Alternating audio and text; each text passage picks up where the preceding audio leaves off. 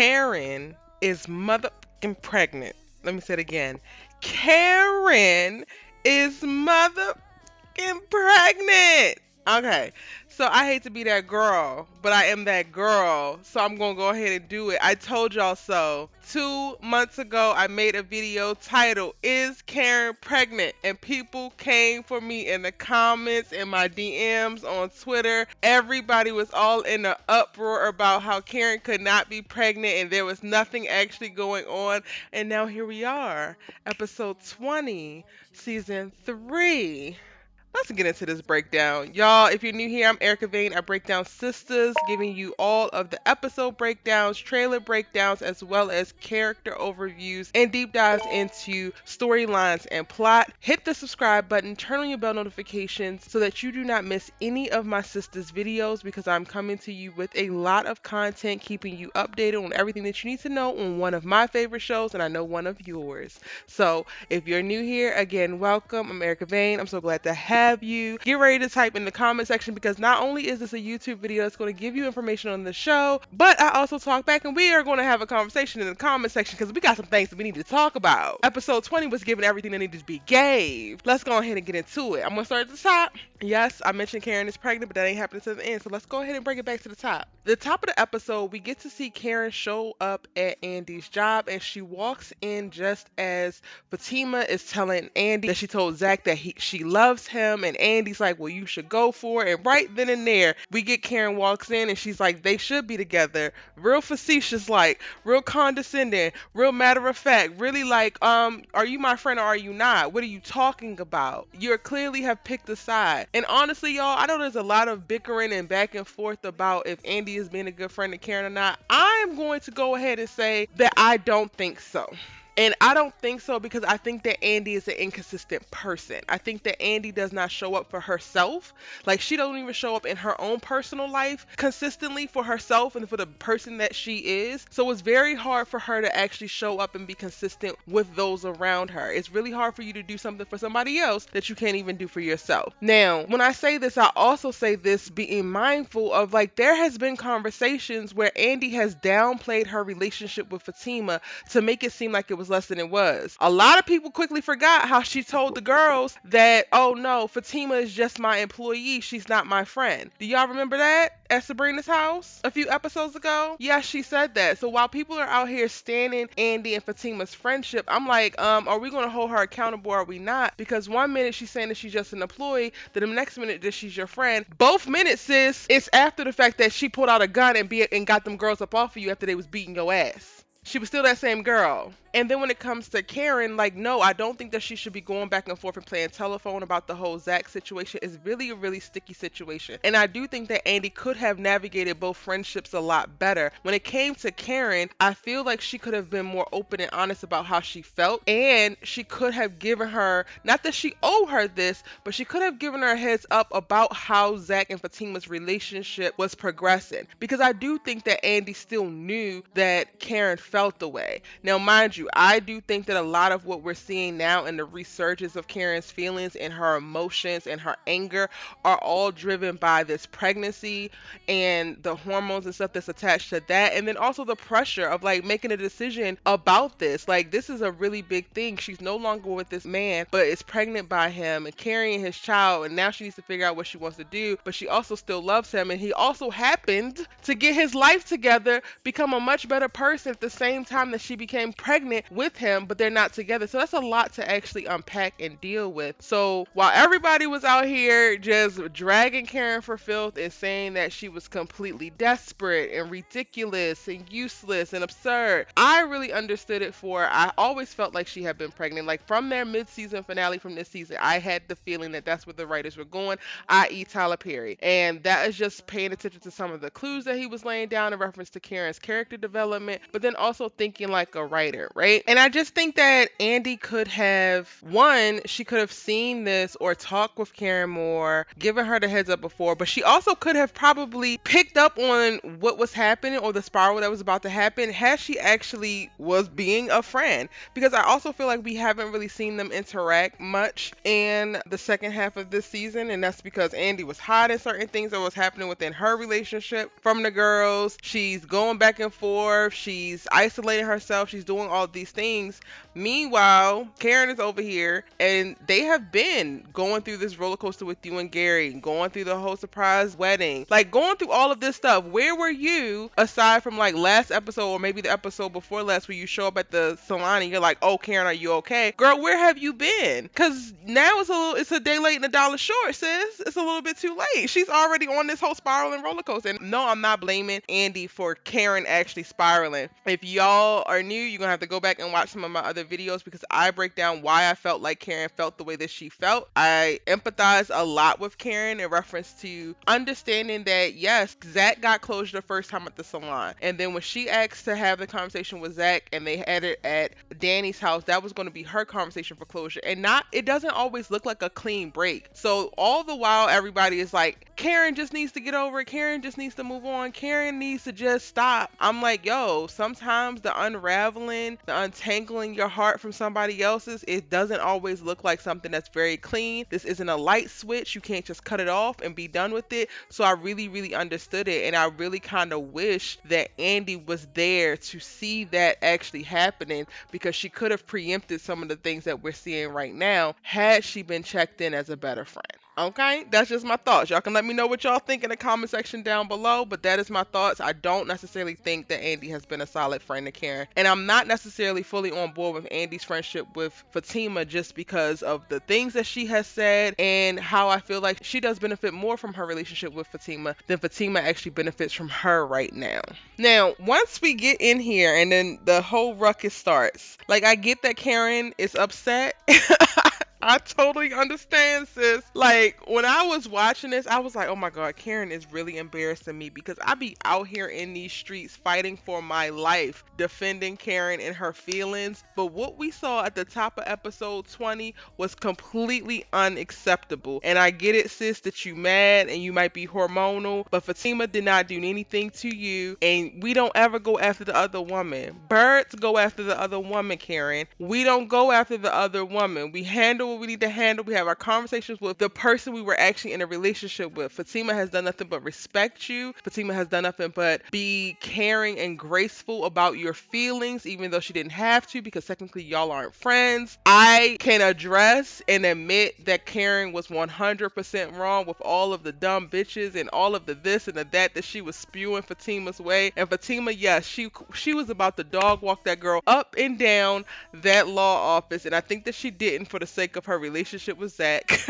and her friendship with Andi, but Karen was definitely asking for it, and it was by the grace of God that saved her on that day, because Fatima said that she didn't care about that job. She was going to lose that job if she needed to because you was finna get punched in the face, and we couldn't even blame her. Karen, you're going to have to walk that back. Now, one thing I will say, and I'm going to be making more videos, y'all, to really talk about this, because this video I really want to focus on doing an overview of the whole episode. I do think we're going to see another conversation with Karen and Fatima, and I do think that Karen is actually going to wind up apologizing to Fatima at some point down the line. So I'm just going to go ahead and wait on it. I know y'all don't have no faith in Karen, but I do, and I know it's coming. Because even Fatima, like when Andi goes to check on her, she says, I'm gonna be fine. She calls Zach, gives Zach the heads up of what's going on, but then asks Zach not to call her or do anything about it. And then she says, like, at some point she's gonna realize that, you know, once she calms down, maybe she'll realize that I'm not the enemy. So Fatima definitely still sees some type of cordial relationship with Karen. Like, she's not completely written her off. She's not, you know, out here ready to be petty or retaliate or anything like that. She realized this situation was what it was, and honestly she's so grounded and sure of herself in the relationship that she has with Zach that she's really releasing it almost immediately after she communicated with him. So I definitely could see Karen coming later on and actually addressing that, because Fatima, she don't have no funky energy about her. She's really a straight up girl, which is one of the reasons why I really, really adore her. And let me just say this, y'all, you don't have to hate Karen just because you like Fatima. So if you're listening to this, you can actually like them both, because I actually like them both. And you could just be honest about what they're doing and what's actually happening, but you don't have to pick one or the other. It kind of bothers me when I see people picking, like, I get that you can have your favorite relationship. Honestly, like, for a while, I was very much so team Zach and Karen, but probably, I want to say 7 episodes ago, I switched over and was like, nah, I really think that Zach needs Fatima and he needs this relationship because it's really helping him. He's growing a lot, he's stretching a lot, and I'm really here for Zatima. Like, I want Zatima to have their moment and just have a uninterrupted, non-distracted, like, nobody trying to get in the way or fuck shit up for them. Like, I just want them to have their chance to really, make a go at it. And I can do that, but still love Karen. So you don't have to actually pick a side, even though the internet wants you to believe you did. Now, one of the things that I don't think is very clear because of all of the commotion that happens at the start of the episode, but I really want to know, why the hell did Karen go there to begin with? She does throw this certified letter at Andi, which is what we think that she was going there for, but girl, they didn't ever address it. Andi never even opened it. Throughout the episode, we never even hear anything else about it, and I'm just like, well, what did the dang on letter say? What is actually happening here? Because you show up, you turn up, and then you leave. And we're all left with like, is this what you came here for? Because I don't think that you came here to turn your friend's job out. I don't think that that's who you are, but that's kind of what you did. Now, I'm not going to harp on Fatima and Andi's relationship too much longer, but I will give Andi credit for doubling back, checking on Fatima, and then saying that, Fatima, I want you to know that you can do you. Like, you need to go ahead and do you. Now, I do think that Andi is making a better play now to be a stand-up friend to both of these girls and to try to do her best, to be honest with Karen and to be straight up with Fatima as well. But I'm just saying, beforehand, she wasn't given what's supposed to be gave in the friendship department, and that's just that. All right, so when Karen leaves, she goes back to her salon, and then guess who's at her salon waiting for her, because he just got to put eyes on her and make sure that she okay, because she ain't sound too good on the phone. Oh, poor Aaron. Aaron, I was on Aaron's head for so long, y'all. Once I found out that Aaron was cool with Gary and was out here capping for Gary and out here just homies with Gary, I was like, oh yeah, he's done. But now I really empathize with him because, sir, you need to run. You need to run. I do think that it's something very sexy and sensual and amazing about how he's given her space to process and grieve the loss of her relationship with Zach. I think that that is just so mature and just so amazing for this guy to do. But then also there's moments like we see with her and him at the salon, and she's so short with him, she's so dismissive with him, and she's very annoyed with him, and honestly rightfully so, because he is giving smothering, he is giving overprotective, he is giving, like, while he wants to give her room to process, he also kind of wants to like be there the entire time that she's processing, so she doesn't have a moment alone to actually think and process. Like I said, part of it is that, and it's like, sir, back up, she can't breathe. But then the other part is like, yo, go give this loving to somebody who is willing and wants it right now, because Karen ain't that girl. And I want the best for Karen. Lord knows I do. I want her to be happy. I want her to have love.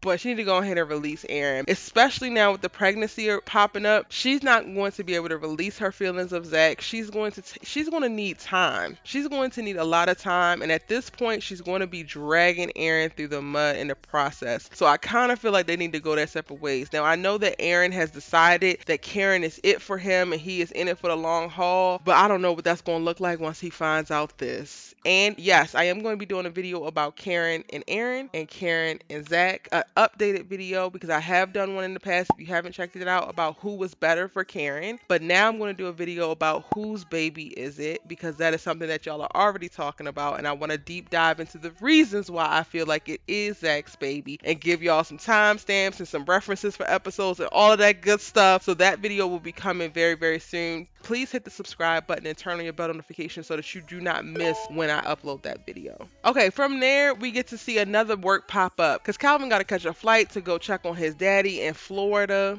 And then, of course, Danny works at the airport. And he takes it upon himself to confront Danny because he don't like what she be saying and putting into Sabrina's head and advising her against him. And it's basically all Danny's fault that they having problems. And it's like, sir, yes, Danny has some slick to say. She does. and it be funny half the time. But what you and Sabrina got going on is what you and Sabrina got going on. And if Sabrina is so impressionable that her girlfriends cannot make an honest observation and or a joke without it completely derailing your relationship, and then you turn around and blaming it on that person, then maybe this person ain't the right one for you because they ain't got a brain of their own. Because they ain't got no drive or will to be with you strong enough on their own. This part, ooh, it sent me like, while I appreciated some of what Calvin said in reference to, can you just sit and listen to her when she comes and talks to me? Like, don't advise her against me, but just listen to her and take it in and let it be and let her figure it out on her own. I do think that that's something very, very valid. But both him and Sabrina were leaning very heavily into the whole "it's your fault, Danny," and I was just like, oh no, you two are going to take responsibility for what y'all got going on within y'all's relationship. Sir, you get pegged by women with the strap on, you wear panties and a couple of other things that are just not necessarily something that she's used to. It's not her normal for a man, or what she deems manly behavior. Now, whether she's right or wrong, problematic or toxic, that's what she looks at it as, that's what she thinks, that's her perspective. You either going to give her a chance to adjust and see you that way, or you're going to move on because she's not for you and she doesn't actually see you how you feel like you actualize or manifest in the world. And when it comes to Sabrina, and I've been saying this for seasons now, I am so tired of talking about Sabrina and Calvin. Sabrina, if you really think that the man is gay, stop sleeping with him, leave him the hell alone. The back and forth is not going to work. If he's not manly enough for you, or what you deem to be manly, release that young man so he can go ahead and find somebody else. Y'all literally sitting up here dragging each other through the mud, complaining about who y'all are not for each other, and then mad because people within y'all circle are commenting on it, but you can't help but commenting on it because both of y'all are simple as hell. Yeah, we ain't doing that. So your little note about just listening, we gonna take that, but everything else you can keep because that's y'all responsibility. And if Sabrina and Calvin want to be in a relationship, they need to decide and be very intentional to be in this goddamn relationship and leave everybody else out of it. Calvin, you gonna get rid of the panties or are you not? You gonna not take the strap on or not? Sabrina, are you gonna be okay with the panties or not? Like, y'all gonna have to shit off or get off the pot, okay? Because we're done. We're done talking about it. Moving right along. And another theme of the episode in reference to everybody's popping up at everybody's jobs, Gary shows up at Andy's job. And he wants to talk about us. Sir, were you talking about us when you were calling that little hoochie mom on the phone last night to say, oh, baby, I'm finna come see you. She think I'm going to the gym because you was trying to rub that all up in Andy's face and make her feel away? Send her running into this menage a trois? Was you thinking about y'all then? Because I don't think you were. Didn't sound like you were. And now all of a sudden you got all this rap in a nice suit talking about, let's talk about us. There is no y'all. Andy, I hope that you really do mean it. This episode, she stood her ground and she told Gary that he need to get his and get out. And I'm so glad that she is finally standing in this. However, in the preview, we see them actually arguing at her house again. So apparently he's not completely gone just yet. But Andy, please hold strong, sis. You didn't let Robin turn you out. You didn't got a little bit of strength, because even when you talked to Robin in this episode, you were standing there like, oh, this is something that I do. I don't necessarily want to do it again. However, I'm pretty much good and I'm not pressed over you. And oh, it's so great. And I'm like, all right, we got an empowered, confident Andy. Let's roll with this. Stand strong with Gary and send his ass packing and keep his ass packed out. Like, you have to stay away, sir. Y'all have no relationship. You have nothing else. Gary literally says, how did you go from wanting to marry me to this? Sir, I don't know. Pick any of the things. Pick the surprise wedding. Pick you get taken away by the feds in the country because you want to have me sequestered by my damn self out in this country house. Pick when you threw your ex-wife off of the roof of a parking garage. Sir, cut it out. There are so many moments where this should have been done. At this point, you are here by the skin of Annie's chinny chin chin, and guess what? We have just waxed and it's nice and bare. You got to go, okay? You got to go. But y'all, the best part about this episode, and honestly, this is probably one of the strongest scenes of the entire series. Yes, I said it. Out of all 3 seasons, this scene, I'm gonna go back and be rewatching too, y'all, so I can make sure and stand on this. But this scene is going to be top 3 at least for me, and I don't know if it's number 2 or 3, y'all. I'm gonna be honest. The scene with Zach and Karen in this episode was so powerful, was so moving, was so intentional and endearing.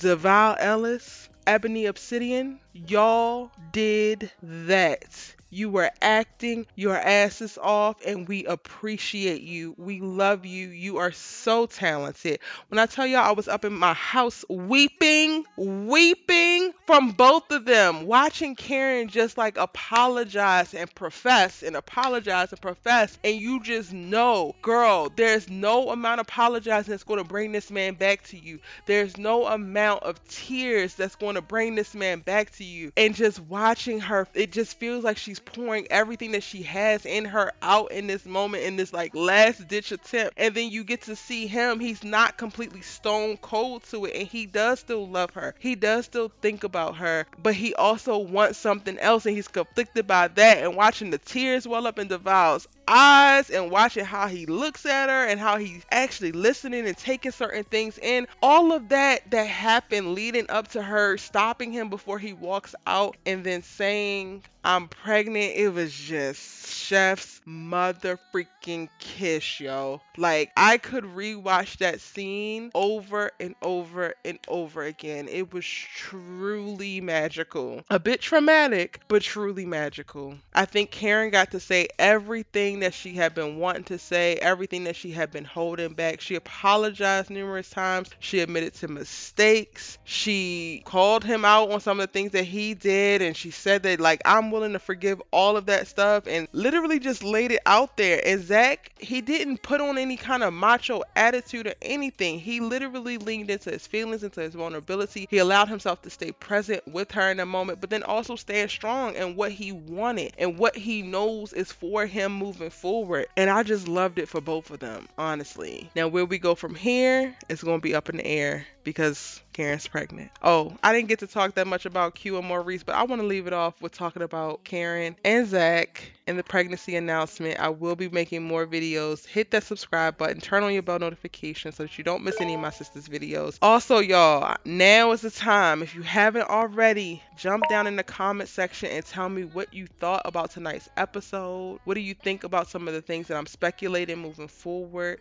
How do you feel? Tell me how that Karen and Zach scene at the end made you feel in the comment section.